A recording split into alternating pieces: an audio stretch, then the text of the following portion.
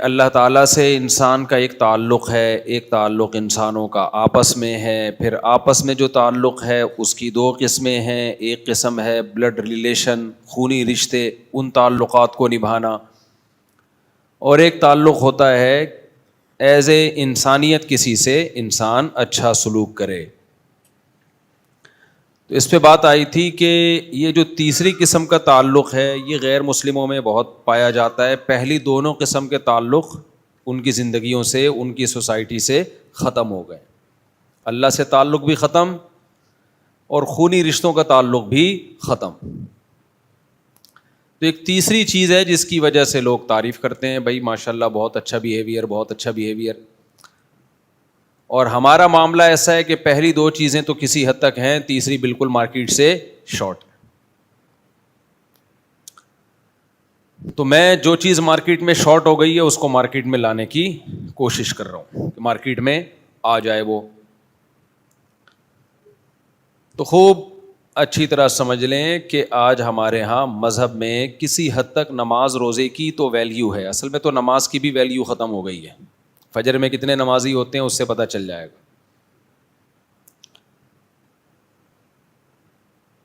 لیکن کم از کم نظریاتی طور پر نماز کو مانتے ہیں۔ کسی بھی مسلمان سے پوچھیں گے بھائی نماز فرض ہے، وہ کہے گا ہاں فرض ہے، بے شک نہ پڑھے۔ لیکن جو ہمارے آپس کے لین دین ہیں، معاملات ہیں، اس کو تو ہم نے دین کی فہرست سے ہی نکال دیا ہے، اس کو مذہب کا حصہ ہی نہیں سمجھتے۔ میرے عمل سے کس کو کیا تکلیف ہو رہی ہے، میری بات سے کسی کو تکلیف تو نہیں ہو رہی، کوئی تحریر لکھتے ہوئے آدمی سوچتا نہیں ہے، کچھ بولتے ہوئے سوچتا نہیں ہے۔ دیکھو جب تک انسان کی اپنی تربیت نہ ہو نا، وہ لوگوں کی تربیت نہیں کر سکتا۔ یہ خوب اچھی طرح ذہن میں رکھیں۔ پہلے زمانے میں اہل اللہ کی طرف سے اجازت ملتی تھی، بڑوں کی طرف سے، کہ اب آپ کاؤنسلنگ کر سکتے ہیں، آپ لوگوں کے مینٹور بن سکتے ہیں۔ خود سے کوئی نہیں ہوتا تھا، خود انسان اپنے بارے میں فیصلہ کرے کہ میں ٹھیک ہو گیا ہوں، یہ بہت مشکل کام ہے۔ اپنے بارے میں انسان اپنی خوبیوں کو دیکھتا ہے، اپنی خامیوں پہ انسان کی نظر نہیں ہوتی۔ پہلے یہ اصول تھا بھائی آپ اتھارٹی کیسے ہیں، کون کس نے آپ کو بٹھایا ہے۔ اب کیا ہے کہ جو بھی بول رہا ہے تھوڑا سا دائیں بائیں بات کو گھمانا سیکھ گیا ہے، وہ لوگوں کا باپ بنا ہوا ہے۔ کسی کو بھی تھوڑا سا باتیں گھمانا آ گئی ہیں، وہ لوگوں کا باپ بنا ہوا ہے۔ میں ایسے لوگوں کو جانتا ہوں، ایسے مذہبی اسکالرس کو،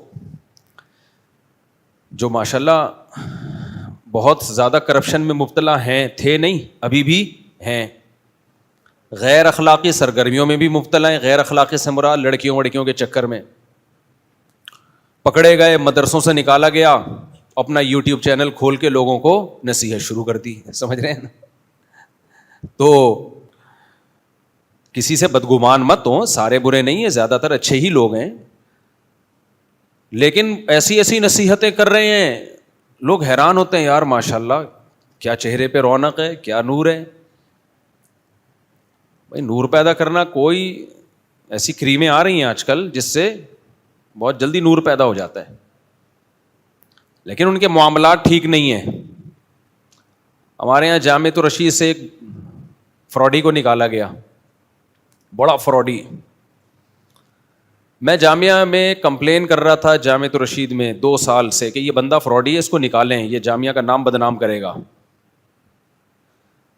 بالآخر جب ایک بہت ہی برے کردار میں پکڑا گیا، وہ اس کو نکالا، پھر تو نکال کے کسی دوسرے مدرسے میں چلا گیا اور جا کے بولا کہ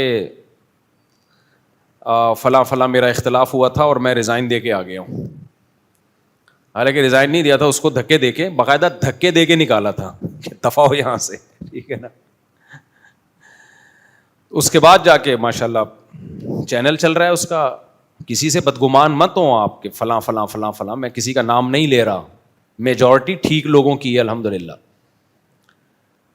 میجورٹی میں اتنے اوپر لیول کا فراڈ نہیں ہے۔ لیکن کیا ہے کہ آج کہیں بھی جا کے کوئی بھی بیان داغ دینا تو لوگ تحقیق نہیں کرتے کہ یہ صحیح کہہ رہا ہے غلط کہہ رہا ہے۔ پہلے مجھے کیش کرایا چندے کے نام پہ ٹھیک ٹھاک, مجھے یعنی کیش کرایا اس نے. ان تمام فراڈیوں کا نا خوب سمجھ لو, کسی کو کیش کرانے کا ایک طریقہ ہوتا ہے. یہ میں تھوڑا سا آپ کو گائیڈ کر دوں تاکہ آپ لوگ اس طرح کے لوگوں سے ہمیشہ کے لیے ہوشیار رہیں. جب تک ہم مشہور نہیں تھے نا, ہمیں نہیں پتا تھا کس طرح سے مشہور لوگوں کو کیش کرایا جاتا ہے, لیکن پاکستان میں بڑے بہترین بزنس ہے. امریکہ میں بھی ہے, پاکستان میں بھی بہت ساری جگہوں پہ. یہ خوب ہوشیار رہیں ایسے لوگوں سے. مشہور لوگوں کو کیش کرانے کا طریقہ یہ ہوتا ہے کہ مشہور لوگوں سے بہت سے لوگ ملنا چاہتے ہیں, بہت سے لوگوں کی خواہش ہوتی ہے ہم بھی مل لیں, تو کچھ بیچ میں آ جاتے ہیں, وہ کہتے ہیں ہم آپ کی ملاقات کروائیں گے, اور وہ یہ شو کرتے ہیں جیسے ہمارے فلاں صاحب سے, فلاں بزرگ سے بہت پرانے بہت اچھے تعلقات ہیں. پھر وہ سر پہ مسلط ہو جاتے ہیں. مشہور آدمی کسی کو ٹائم دے دیتا ہے کہ چلو جی لے آؤ, تو جب وہ لے کر آتے ہیں تو وہ لوگ سمجھ رہے ہوتے ہیں کہ یہ جو بیچ میں پھلترو تھا نا, پھلترو سمجھتے ہیں, یہ بیچ میں جو پھلترو کی طرح چپکا ہوا ہے یہ ہے اصل آدمی, یہ فلاں بزرگ کا, فلاں مفتی صاحب کا نائب ہے. ایسے ایسے میرے ساتھ دھوکے ہوئے ہیں. اور پھر میں بار بار بتا دوں, جب بھی کوئی ایسا واقعہ بتایا جاتا ہے تو آپ لوگوں کو ہوشیار کرنے کے لیے بتایا جاتا ہے, کسی سے بدگمان ہونے کے لیے نہیں بتایا جاتا کہ جو بھی میرے ساتھ پھر رہا ہے تو وہ فراڈی ہی ہوگا. یہ مطلب نہیں. ہمارے بہت سے اپنے شاگرد ہیں جو ہماری خدمت کر رہے ہیں, جو ہم سے سیکھ رہے ہیں, بڑی محبت کرنے والے لوگ ہیں. تو رفیع بھائی بیٹھے ہوئے ہیں ماشاء اللہ, ہمارے ساتھ رہتے ہیں, تو یہ فراڈی نہیں ہے بھائی. صحیح ہے نا. شاکر بھائی ہیں ہمارے ساتھ بیٹھے ہوتے ہیں, گپ شپ لگاتے ہیں, جا رہے ہوتے ہیں, کبھی اس گلی میں جا رہے ہیں, کبھی اس گلی میں آ رہے ہیں, تو یہ فراڈی نہیں ہے. اور اپنے شاگردوں میں بھی بہت سے ہوتے ہیں, لیکن بہت سے اسی کے بیچ میں ناجائز فائدہ اٹھاتے ہیں, بہت سے اٹھاتے ہیں. تو ایسے لوگوں سے میرے بھائی ہوشیار رہنے کی ضرورت ہے, اور یہ ہر جگہ ہوتے ہیں. تو اس طرح کے فراڈ بہت ہوتے ہیں مشہور لوگوں کے. قاری سعد نعمانی کا نام سنا ہوگا آپ نے, بڑے مشہور قاری ہیں, اللہ ان کی عمر میں برکت دے, بہت مشہور آدمی ہیں. پہلے وہ اپنے واقعات سنایا کرتے تھے, میرے ساتھ ایسے ہوا, میرے نام پہ فلاں نے ہدیہ لیا, اپنی جیب میں ڈالا, فلاں سے ہدیہ لیا, اپنی جیب میں ڈالا, ایسے. تو مجھے یقین نہیں آتا تھا. اب ہم بھی تھوڑے مشہور ہو گئے ہیں تو اس طرح کے ناٹک شروع ہو گئے ہمارے ساتھ بھی. تو مجھے افسوس اس پر ہوتا ہے کہ اس طرح کا مذہبی اسکالر جو مذہبی ہے نہیں, جو مالی کرپشن میں بھی ٹھیک ٹھاک مبتلا ہو, اور غیر اخلاقی سرگرمیوں میں بھی, غیر اخلاقی کا مطلب سمجھ گئے, ناجائز تعلقات لڑکیوں مڑکیوں سے, غلط. اس طرح کے لوگ جب گیٹ اپ چینج کر کے, یہ مذہبی ہوتے نہیں ہیں, انہوں نے مذہب کا گیٹ اپ مذہب والا بنایا ہوا ہوتا ہے. یہ تو فراڈی ہوتے ہیں, مدرسوں میں آتے ہیں اس لیے تاکہ ہم پہ ایک نسبت ہو جائے گی, فلاں مدرسے سے پڑھا ہوا ہوں. میں بار بار کہتا ہوں نا, ہمارے شیخ حضرت مفتی رشید احمد صاحب رحمہ اللہ تعالیٰ فرمایا کرتے تھے, مدرسے کے طلباء فراڈی نہیں ہوتے, لیکن کچھ فراڈی لوگ مدرسوں میں داخلے لے لیتے ہیں. تو دیکھو, ہوشیار ہو کے زندگی گزارا کرو, کبھی کسی کے گیٹ اپ پہ مت جاؤ, میرے گیٹ اپ پہ بھی مت جاؤ, میرے گیٹ اپ پہ بھی مت جاؤ کہ بھائی مفتی صاحب کا گیٹ اپ اچھا ہے تو بس سب کچھ ہی ٹھیک ہوگا. بھائی آپ کو کیا پتا, آپ کو مالی معاملات جب کرنے, کسی سے بھی رشتے ناطے کرنے, مالی معاملات کرنے, خوب چھان پھٹک کے. یہ نہیں ہوتا کہ جی کوئی گیٹ اپ اچھا ہے تو بس, نہ لین دین میں جو صحیح ایک نمبر ہوگا نا, وہ خود ہی آپ کو صحیح طرح سے لین دین بتائے گا, یہی اس کے صحیح ہونے کی علامت ہوگی. وہ دو نمبر ہی نہیں کرے گا, وہ کبھی اپنی داڑھی پکڑی کو کیش نہیں کرائے گا. مثال کے طور پر آپ آئے, میں نے آپ سے قرضہ مانگا 1 کروڑ روپے کا, ایک مثال دے رہا ہوں, میں نہیں مانگتا الحمدللہ, اللہ بچائے ہمیشہ. 1 کروڑ کا قرضہ مانگا. اب آپ پیسے دیتے ہوئے کہہ رہے ہیں مفتی صاحب 2 آدمیوں کو گواہ بنا لیں, اس کو لکھ بھی لیں اسٹیمپ پیپر پہ, انگوٹھا بھی لگا لیں تاکہ شورٹی رہے.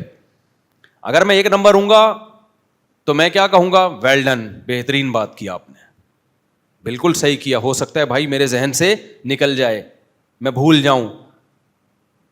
تو میں 1 نمبر ہوں گا نا, تو میں خود کہوں گا آپ کو کہ بھائی آپ اتنی بڑی رقم دے رہے ہو, لکھ لو اس کو, میں بھی انسان ہوں, بھول بھی سکتا ہوں اور مر بھی سکتا ہوں. مر گیا, میرے وارثین کو کیا پتا چلے گا بھائی وراثت میں کس کے کتنے پیسے ہم نے دینے. جو 1 نمبر ہوگا وہ آپ کو خود کہے گا بھائی اسٹیمپ پیپر پہ لکھو, یار آپ اتنی بڑی اماؤنٹ مجھے دے رہے ہو, میں مر گیا تو کل کیا ہوگا, میرے بچوں کو کیا پتا چلے گا یہ 1 کروڑ ہمارے ابا کے تھے یا کسی اور کے تھے. یہ تو ایسا کرو پوری وہ گواہ شوا وہ خود کہے گا. اور جو 2 نمبر ہوگا پتہ ہے کیا کرتا ہے, کہتا ہے یہ داڑھی نظر نہیں آ رہی تمہیں, یہ ہوشیار رہیں ان لوگوں سے, میں آپ کو بتا رہا ہوں.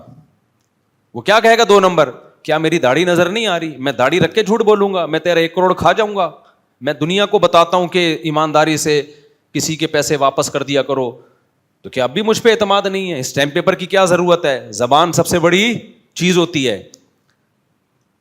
تو یہ سمجھ لو مذہب کا ناجائز استعمال, مذہب کا بولو غلط استعمال. مذہب کبھی یہ نہیں کہتا داڑھی پگڑی کی بیس پہ کہ آپ لکھیں نہیں, مذہب تو یہ کہتا ہے, سورہ بقرہ کی سب سے طویل آیت, قرآن کی سب سے جو لمبی آیت ہے, اس میں اللہ تعالیٰ کہہ رہے ہیں کہ جب بھی معاملات کرو اس کو لکھا کرو اور اس پہ گواہ بھی بنایا کرو. اللہ یہ نہیں کہا کہ داڑھی والے گواہ بنائیں, داڑھی والے گواہ نہ بنائیں, بغیر داڑھی والے بنا لیا کریں. اللہ میاں نے تو کوئی فرق نہیں کیا نا. جب میں دوسری شادی کر رہا تھا نا تو لوگوں نے کہا بھی تو تمہاری عمر کم ہے, بعد میں کرنا. میں نے کہا اللہ میاں نے جو کہا ہے نا 2 3 4 کرو, اس میں اللہ نے یہ نہیں کہا کہ جو 25 سال والے ہیں وہ نہیں کریں, 30 سال والے کریں. تو اللہ میاں کو کیوں سمجھا رہے ہو بھائی؟ اللہ میاں نے تو کہا جو بھی عاقل والے گئے اگر عدل کر سکتا ہے تو کرے. یہ بیچ میں درمیان میں ایک تھوڑی سی ایکسکیوز می سر, یہ بیچ میں ایک ایسی تھوڑی سی بات آ گئی تھی. تو یہ بڑے مسائل چل رہے ہیں بھائی آج کل. مجھے ڈر یہ ہوتا ہے لوگوں کا ایمان داؤ پہ لگتا ہے, لوگ مرتد ہو جاتے ہیں. پھر کسی پہ آپ بہت زیادہ اعتماد کرتے ہیں, اس کی بات سنتے ہیں, جب دیکھتے ہیں وہ فراڈ کر رہا ہے, پیسے لے کے بھاگ گیا, یا کوئی غلط اس میں یعنی کوئی بیوقوف بنا رہا ہے عورتوں کو, یا اور جو واقعات ہو جاتے ہیں اس طرح کے ہومو سیکشولیٹی کے, اللہ بچائے ہم سب کو, تو پھر لوگ ایمان داؤ پہ لگتا ہے لوگوں کا. لوگ کہتے ہیں یار دیکھو یہ داڑھی والے ایسے, یہ مذہبی لوگ ایسے. بھائی داڑھی والے ایسے نہیں ہوتے, لیکن ایسے لوگ بھی داڑھی رکھ لیتے ہیں. گورنمنٹ کی طرف سے کوئی پابندی نہیں ہے کہ اس ٹائپ کے لوگ داڑھی رکھ سکتے ہیں, اس ٹائپ کے نہیں رکھ سکتے. کوئی بھی رکھ لے داڑھی, چور بھی رکھ سکتا ہے داڑھی, کیا خیال ہے بھائی؟ چور بھی رکھ سکتا ہے داڑھی.